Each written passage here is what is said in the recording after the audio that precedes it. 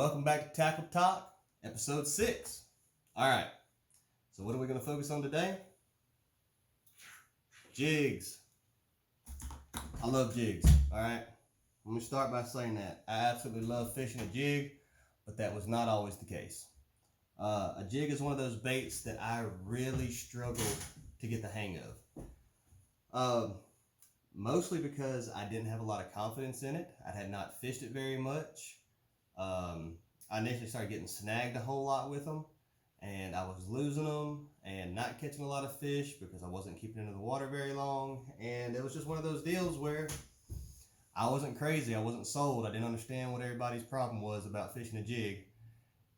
And then one night I went night fishing, and I told myself I'm going to tie on a jig and I'm going to make something happen. And I had one of the best nights of fishing. I caught, I think, 4 bass that went 21 pounds, so it was a pretty epic night for me. And it was just no tournament, no nothing. It was just me out there fishing, telling myself that I'm going to dedicate myself to this craft and I'm going to learn to fish a jig better, and it has paid off in spades. So there's several types of jigs. You've got jigs like this, all right, and that's more of your football head jig. I don't know if you can kind of really tell, but it's kind of the shape of a football right there. And something like that is really great when you're fishing around rocks and stuff, because that head design keeps it from kind of really sliding down in some of those small crevices and stuff, and it just kind of bounces up along the top, makes it a lot easier to fish. Then you have jigs that are more like swim jigs, something like this, where, as the name states, you're going to swim it and just, cast it, reel it into the water. I like to put, here's an example, I like to put like a fluke or something on there and have that thing swim, and this is really great through like water where you've got some hydrilla or something that's not super thick and you can swim over the top of it, or around rocks and things like that. This is a great bait to use. And then you've got, I can honestly remember the name of the head of this jig, but I just call it your basic jig head. I'm sorry that I'm not more informative. If you want to read the back of the box on one, go for it. I just know what I like and I know what works. So that's what I'm going with. But what I like to do with these jigs is I like to go with some kind of trailer. All right.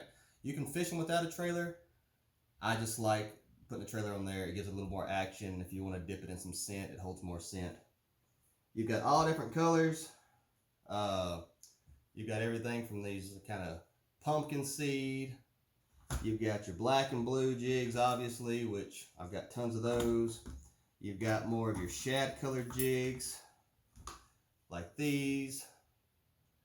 And then you've got other jigs that can get a little crazy, where you might go, well, I don't really have any of the crazy ones left.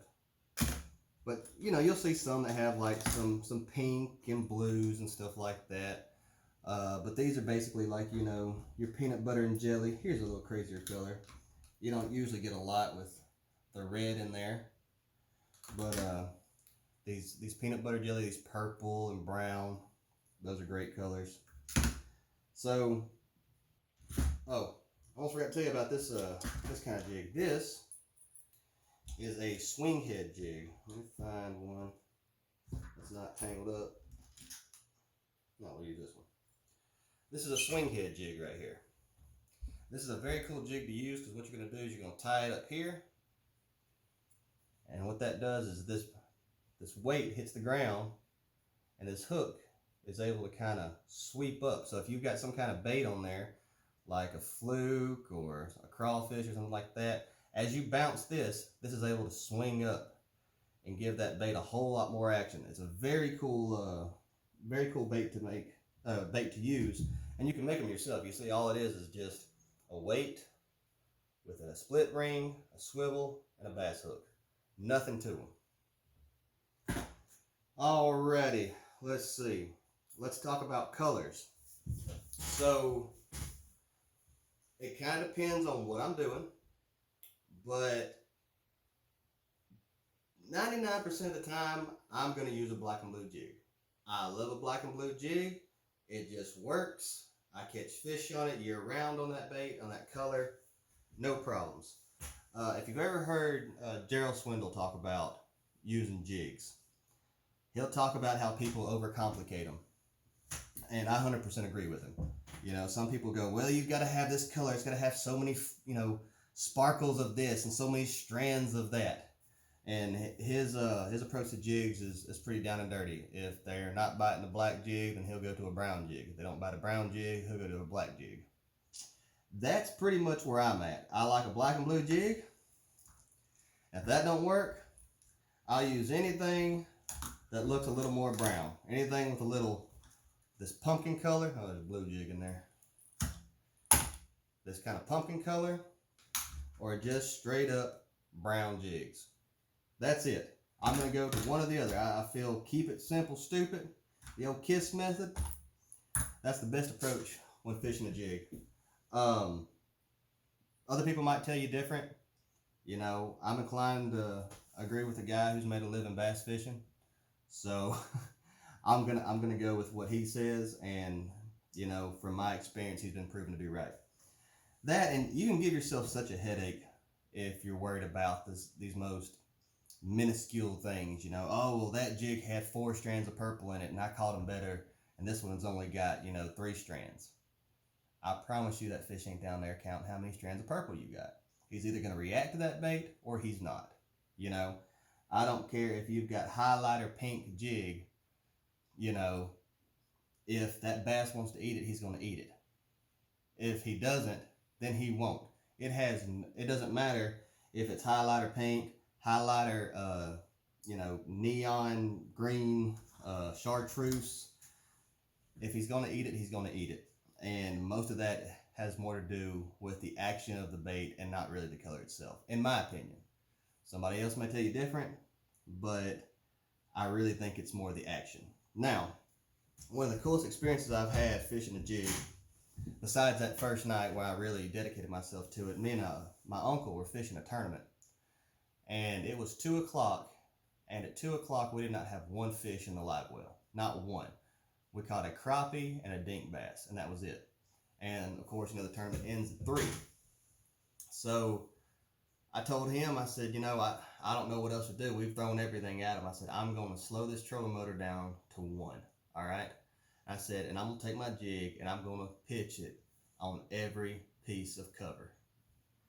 Not more than 3 minutes after saying that, I flip it over a little log, and easily a 6-pound bass erupts on it.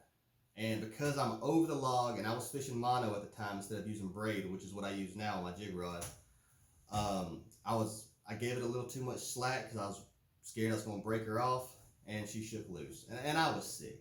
I was like, well, we had a chance not to be skunked, and here we go. We're going to get skunked anyway because I lost this giant fish. But what I did is, oh well, there's nothing I can do about it.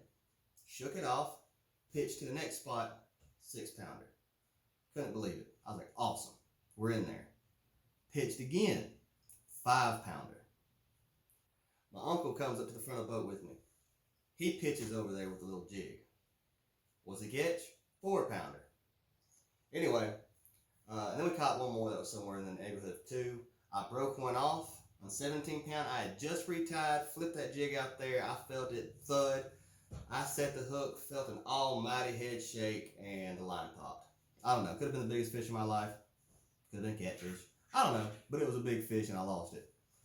But we didn't get skunked. We finished the tournament. We had to jet back real quick. But I can't remember the exact poundage that we had. But we finished the tournament and ended up placing, I want to say, 3rd. And I tied for big fish. So we went from, going to be absolutely bottom of the pack, dead last, to coming in 3rd and tying big fish. And that's all because of a jig. It's just one of those baits that just really seems to catch bigger fish. If you gave me an option and said you can pick any bait you want, but I want you to go out here and catch a really big fish, 5+. I'm picking up a jig. Every single time, I'm picking up a jig. It's versatile. Like I said, you can swim it, you can bounce it off the bottom, you can let it kind of flutter while it's sitting there and just barely move it. You can fish it in a bed and just sit there and bounce that thing up and down and get that bass to come up there and try to move it out of the nest. Might not even want to eat it, just wants to pick it up and move it, and you get a hook set on it. So absolutely love fishing a jig. If you haven't fished one, or you were like me where you just didn't have confidence in it, go out there and let that be the only bait you take with you and learn how to fish this bait. It will pay off in dividends. All right, it's going to catch you more fish. It's going to win you more money if you're fishing a tournament. You know, like I said, we didn't actually, because we were only paying to second place, I think, on that tournament we were fishing, so we missed the money. But had we not, you know, we would have been in there, because most big tournaments will pay up to like 5th place, you know, local tournaments anyway. So, you know, this is one of those baits that if you're not comfortable with, go get comfortable with it. You know, always add new tools to your arsenal. Doesn't mean you have to fish it every time once you get good with it, you know, but it's one of those baits that you definitely want to have in your arsenal to fish with. Now, one more thing I want to say before I let you go. Trailers, I think, make a big difference. All right, so here's a couple different trailers and stuff. Now, it's going to give you more action as this thing, you know, is moving around on the bottom or you're swimming it. But one of the things that we keyed in on when we fished that tournament was that I used a 5/16 ounce jig head, which is a really light jig. I put a big old paddle tail bait on it, and these fish were hitting it on the fall. You pitched it in there, if it hit the ground, the fish wasn't there. You picked it up, pitched it back in another spot. But if it felt like it never hit the ground, you just feel a thump. It'd go down, thump. And what that did is having a light jig and having this bigger bait on the end with these paddle tails, it just kind of comes down like this in the water, slows the fall, gives those fish time to react to it, and that really seemed to be the key. So pay attention to whatever kind of trailer or plastic that you're putting on your jig, and pay attention to the weight of your jig. If you're fishing in deeper water, obviously you want a heavier jig because you want to be able to feel that jig. You want to feel the bottom, okay? There's nothing worse than you're out there fishing a light jig in heavy water, or a light jig in deep water, and you have no idea if you're getting a bite or not, or if you're even touching the bottom, and you'll be sitting there working a jig, and then you'll realize it's 2 foot under the boat. You know, you've reeled it up so far, you don't even know where your bait is. So definitely use the appropriate weight for the appropriate depth. Other than that, that's all I've got, so we'll catch y'all next time.